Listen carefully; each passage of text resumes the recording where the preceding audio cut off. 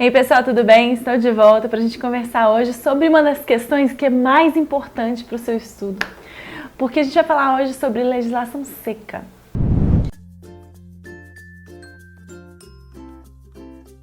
Eu sei que vocês têm muita resistência a esse tema, porque a legislação, ler a legislação é complicado, Muitas vezes é chato, é difícil, é complicado de entender. Mas saiba que 70% das questões da sua prova são sobre lei seca.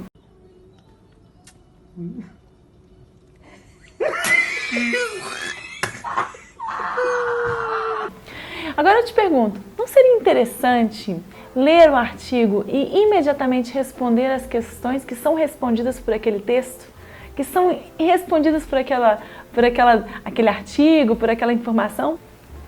Pessoal, então hoje nós vamos conversar sobre os artigos mais importantes da matéria de Direito Administrativo e eu vou mostrar para vocês como as questões cobram o que está ali literalmente no artigo. A gente vai responder algumas questões de prova e eu vou dar de bandeja para vocês. Vamos lá! O primeiro artigo é muito famoso, vocês estão cansados de saber. Pessoal, artigo 37 da Constituição Federal, olha lá. A administração pública direta e indireta de qualquer dos poderes da União, dos Estados, do Distrito Federal e dos municípios obedecerá aos princípios da legalidade, impessoalidade, moralidade, publicidade e eficiência.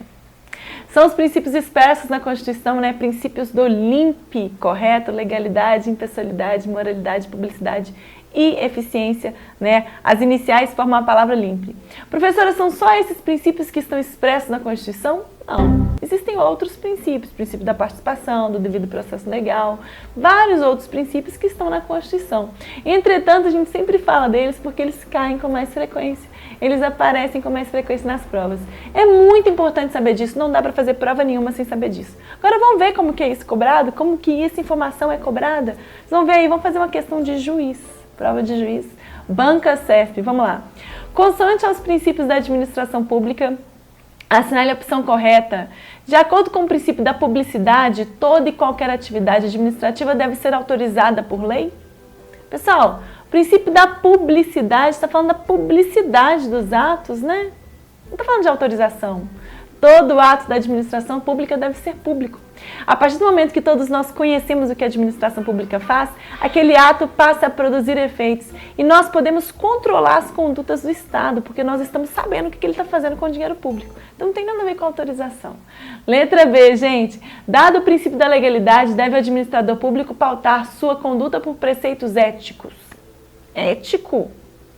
Dado o princípio da legalidade, o administrador público deve pautar sua conduta pela lei, correto? Não está certo. Vamos lá, próxima alternativa. A obrigação de administração pública ser impessoal decorre do princípio da moralidade.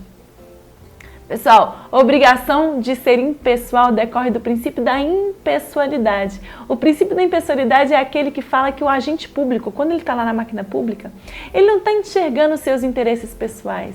Ele não quer prejudicar alguém, beneficiar outra pessoa. Não quer. Ele tão somente quer alcançar o interesse público. Ele tem uma atuação impessoal. Ele não enxerga quem está sendo atingido pelo ato. Ele não enxerga se ele está prejudicando, se ele está privilegiando. Ele enxerga o interesse público. Por essa razão, por exemplo, que ele não pode utilizar dos cargos em comissão para nomear seus parentes, para cabide de emprego, aquela vedação, nepotismo.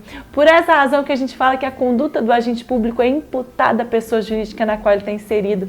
Teoria da imputação volitiva. Quando o agente público está atuando, está editando atos, aquele ato que ele editou é imputado à pessoa jurídica na qual ele está inserido, porque a atuação dele é impessoal. Não é ele ali que está fazendo aquilo, não, ele está fazendo em nome do Estado. Além disso, é por isso que a gente fala da vedação à autopromoção pessoal do agente. O agente público não pode usar das medidas que ele editou e se promover, falar, olha como eu sou bonzinho. Dei ordem de início nessa obra, obra da Gabriela Xavier. Não é obra da Gabriela Xavier, é obra da pessoa jurídica na qual estou inserida, na imputação volitiva. É obra o quê? Do Estado de Minas Gerais. Então, princípio da impessoalidade, gente, fala da impessoalidade, Próxima alternativa. A eficiência constitui princípio administrativo previsto na Constituição. Correto. Essa que está correta. Olha que questão fácil. Prova de juiz. Pessoal, a eficiência está lá expressa no artigo 37, foi incluído, nesse artigo pela emenda constitucional número 19 de 98, é um princípio expresso na Constituição. mole para nós. Vamos para o próximo artigo? Pessoal, o artigo 77 do Código Tributário Nacional é um artigo que fala sobre poder de polícia. O que é o poder de polícia, professora? Poder de polícia é aquele poder que restringe, limita uma liberdade individual do particular em prol da coletividade. O poder de polícia, por exemplo, estabelece as normas de trânsito, falando que você não pode correr na rodovia. Está limitando a velocidade que você pode usar no seu carro, justamente para alcançar uma segurança, o bom funcionamento do trânsito. Além disso, o poder de polícia também, gente, ele vai restringir o uso, gozo e disposição da propriedade privada, também buscando alcançar o interesse público. E o artigo 77 do Código Tributário Nacional, ele fala da taxa. A taxa é uma espécie de tributo, né, que pode ser cobrado em razão do poder de polícia. Vamos entender aí. Pessoal, as taxas cobradas pela União, pelos estados, pelo Distrito Federal e pelos municípios, no âmbito de suas respectivas atribuições, têm como fato gerador o exercício regular do poder de polícia ou a utilização efetiva ou potencial de serviço público específico e divisível prestado pelo contribuinte ou posto à sua disposição. Então, o exercício do poder de polícia seja a cobrança de taxa. Olha lá.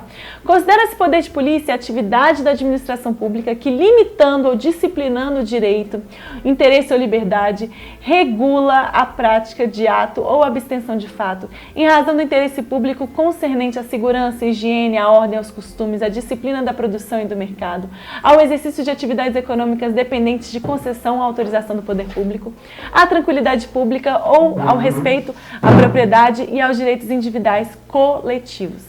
Gente, esses dois artigos aí estão falando o quê? O poder de polícia. Então vamos fazer uma questão, gente. Vamos lá. Questão 892, prova para juiz, Banca FCC. A respeito dos poderes da administração, é correto afirmar que o poder de polícia, letra A, constitui atividade de administração pública que, limitando ou disciplinando o direito, interesse ou liberdade, regule a prática de ato ou abstenção de fato, em razão do interesse público concernente, entre outros, a segurança e a tranquilidade pública. Tá certinho, gente? É o conceito de poder de polícia. Tá certinho, olha só.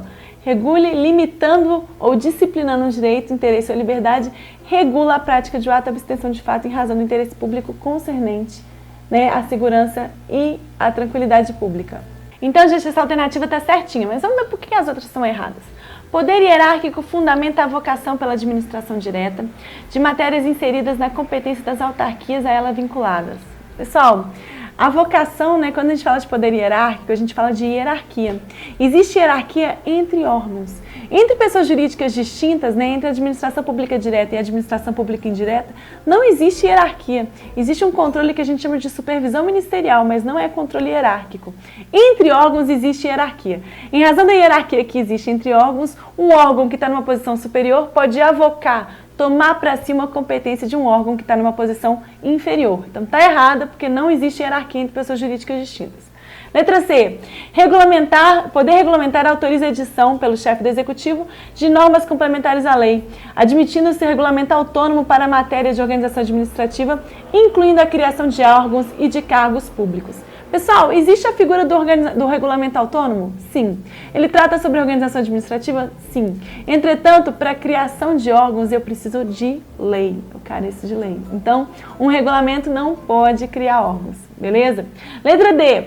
Poder de polícia é exercido pelo Poder Executivo por intermédio da autoridade competente, mediante a edição de normas gerais, criando obrigações para toda a coletividade, disciplinadoras das atividades individuais, concernentes, entre outros, a segurança, higiene, ordem e aos costumes.